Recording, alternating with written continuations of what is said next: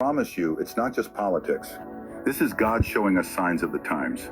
So stay with me. So here's the situation. Israel's Supreme Court just blocked the government's attempt to fire the Attorney General. The Attorney General's name is Gali Baharav Miara, and the government tried to remove her. But the court said, no, this move is illegal. You didn't follow the law properly, so it's not allowed. Think about it.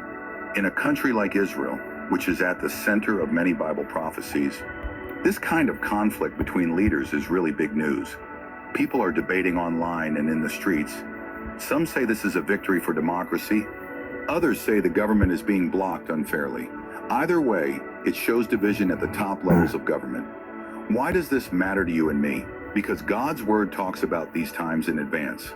The Bible warns us that in the last days there will be confusion, fighting, and leaders clashing. Right now we see nations and governments divided. Even Israel, the nation God chose, is not free from struggle. And when the courts and leaders clash, it creates uncertainty for the people. And think about this.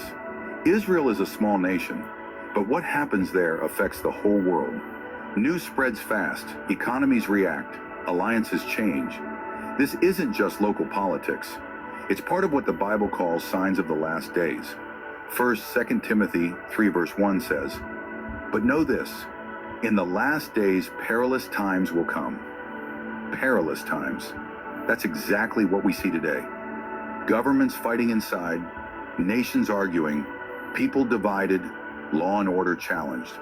That's what God predicted hundreds of years ago. And then Jesus in Luke chapter 21 verses 10 to 11 said, "Nation will rise against nation and kingdom against kingdom. And there will be great earthquakes, famines, and pestilences in different places." It's not just talking about physical disasters. It's also about political and social instability. Exactly what we see happening right now in Israel, in other nations, and in the world. Even the Bible shows that the last days will be full of chaos, but not random chaos. God tells us in advance so we can be prepared spiritually. So what do we take from this? When Israel's Supreme Court blocks the government, it's more than a headline. It's a sign. God is showing us that we are in the last days. Things are shaking politically, socially, and spiritually. The world may look confusing and dangerous, but the Bible reminds us to stay grounded, watch, and pray. Don't be afraid, be aware. See the signs, understand what's happening, and trust God. If you're seeing events like this and feeling unsure, remember, God knows what's coming, and He tells us in His word so we can stand firm in faith, even when nations clash and leaders fight. This is definitely extremely well done on Bible's prophecy. That is exactly what's going on around the world. I know all these things, except it takes a lot of time explaining it. I could explain it to you far smarter why everything is happening the way it is.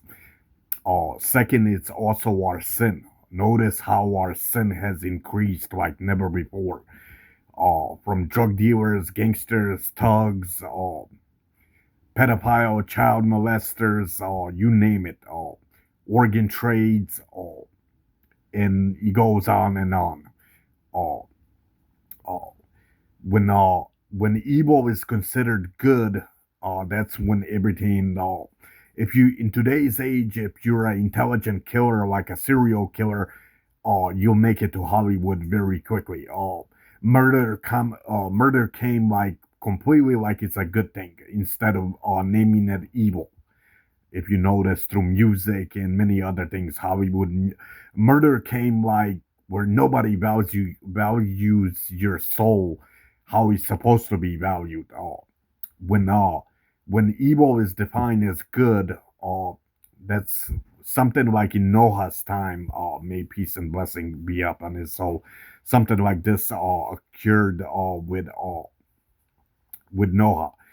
But yet, as Jesus Christ, I can't really announce anything yet since it's too early. But in 2, 3 years, we'll know for a fact what's going on. I think these weather disasters are only going to increase.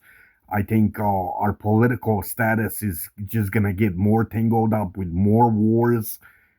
That's what I suspect at this point. All right, peace.